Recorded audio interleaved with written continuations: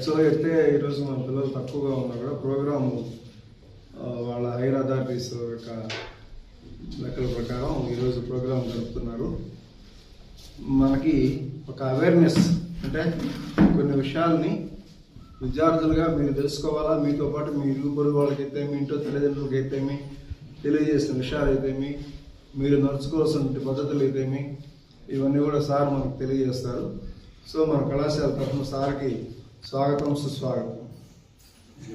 District వైడ్గా నెల్లూరు జిల్లా police శాఖ తరఫున ప్రజలకి అదేవిధంగా కాలేజీల విద్యార్థులకి కొన్ని విషయాల గురించి అవగాహన కార్యక్రమం అనేటువంటిది మన ఎస్పీ గారు, గౌరవ ఎస్పీ గారు ఏర్పాటు చేస్తున్నారు. అంటే ఒక సబ్ డివిజన్లో, నెల్లూరు టౌన్ సబ్ డివిజన్లో యాక్సిడెంట్ల గురించి, రోడ్డు రవాణా గురించి యాక్సిడెంట్ల మీద అవగాహన సదస్సులు పెడుతున్నారు. ఇలా Kavali sub division, Nellore road sub డివిజన్లో ఉన్నటువంటి పోలీసు వాళ్ళు కాలేజీలో లేదా పబ్లిక్కి గంజాయి, మాదక ద్రవ్యాల గురించి, వాటి వలన నష్టాల గురించి మీకు అవగాహన కల్పించడం కోసం అని చెప్పి ఈ ప్రోగ్రాం పెట్టడం జరుగుతుంది. అదేవిధంగా మన జిల్లాలోని ఆత్మకూరు, కందుకూరు సబ్ డివిజన్లో ఏదైనా అక్రమ రవాణా, పేకాట, కోడి పందాలు, సోషల్ ఐడిల్స్ అంటారు, వాటి గురించి కానీ లేదా ఇల్లీగల్ ట్రాన్స్పోర్టేషన్ గురించి కానీ. ఇల్లీగల్ ట్రాన్స్పోర్టేషన్ అంటే శాండ్ కావచ్చు, మద్యం కావచ్చు, గంజాయి కావచ్చు, ఎర్రచందనం కావచ్చు, ఇటువంటి ఏదైనా సరే అవి ట్రాన్స్పోర్ట్ చేయడానికి ఆ పర్మిషన్ లేవు కానీ చేస్తూ ఉంటారు. వాటిని ఇల్లీగల్ ట్రాన్స్పోర్టేషన్ అంటారు. వాటి గురించి అవగాహన, దాని నష్టాలు ఏంటి, దాని మీద సమాచారం తీసుకొని అది కట్టే విధంగా చేయాలనే గురించి అవగాహన కల్పించడం కోసం అక్కడ ప్రోగ్రామ్స్ మన నెల్లూరు జిల్లా గౌరవ ఎస్పీ గారు కృష్ణకాంత్ ఐపీఎస్ గారు ఏర్పాటు చేశారు. దాంట్లో భాగంగా మేము మీ కాలేజీకి రావడం జరిగింది. ఈరోజు అంతా మాస్ క్యాంపెయిన్ చేయమన్నారు. సోషల్ మీడియాలో వీటి గురించి విస్తృతంగా ప్రచారం చేయమన్నారు. ఎందుకంటే ఇప్పుడు నేను చెప్పిన అన్ని టాపిక్లు కూడా ప్రజలకి అవగాహన కలిగిస్తే మాత్రమే ఏమన్నా చేయగలం, వాటిని అరికట్టగలం. యాక్సిడెంట్లు ముందు డ్రైవ్ చేసేటువంటి వాళ్ళకి అవగాహన ఉండాలి, అప్పుడే వాటిని యాక్సిడెంట్లు నివారించాలి. మాదక ద్రవ్యాలు, దీనివల్ల నష్టాలు తెలియాలి. తెలియకుండానే దాంట్లోకి వెళ్ళిపోతారు యూత్. తెలియజేస్తే కొంతమంది కంట్రోల్ అవుతారు. రెండోది, మూడోది ట్రాన్స్పోర్టేషన్, ఇల్లీగల్ ట్రాన్స్పోర్టేషను, అది కూడా ప్రజలకి దానివల్ల ఏదో చేస్తూ ఉంటారు. మనకెందుకు అనుకుని పబ్లిక్ ఉంటారు, మనకెందుకు అనుకుంటారు, వాళ్ళకి దానివల్ల నష్టాలు ఎందుకు తెలియజేస్తే కొంచెం సమాచారం ఇవ్వడానికి ముందుకు వస్తారు.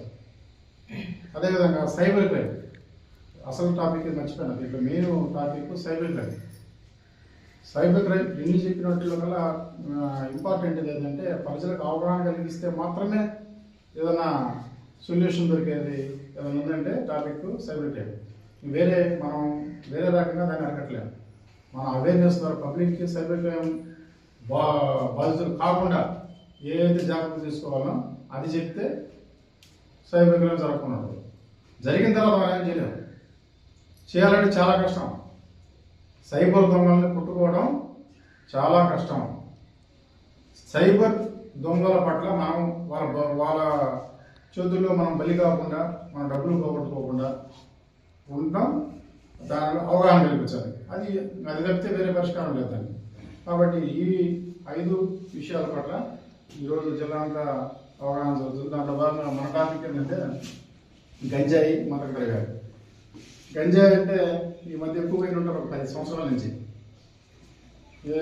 అంటే ఇదివరకు ఎక్కడో మెయిన్ సిటీల్లో గంజాయి అమ్మటం అట్లాంటి జరుగుతుంది. కానీ ఇప్పుడైతే ప్రతి మండలంలో, ఖచ్చితంగా హెడ్ క్వార్టర్లో, కొన్ని విలేజ్ల్లో, ఇప్పుడు మనకి వచ్చేసరికి మైపాడు, ఎందుకంటే బీచ్ ఏరియా, అంటే బయట నుంచి పబ్లిక్ వస్తూ ఉంటారు. ఇందుకూరుపేట మండల హెడ్ క్వార్టర్, ఈ ఏరియాలో గంజాయి తాగడము, గంజాయి అమ్మటము అనేటువంటిది ఉందనేటువంటి సమాచారం అయితే ఉంది. పక్కా సమాచారం లేదు కానీ అంటే మైపాడు తాగుతారని పక్కా సమాచారం ఉంది. ఇక్కడ తాగుతున్నారని ఉంది, అమ్ముతున్నారని. మీ ఊళ్ళో మీ తోటి గ్రామస్తులందరికీ తెలియజేయాలి. మీరే స్టూడెంట్గా, సిటిజన్ ఆఫ్ ఇండియాగా ఏం చేయాలి, మిగతా వాళ్ళు కూడా తెలియజేయాలి, మీరు తెలుసుకోవాలి, పాటించాలి. అర్థమైందా?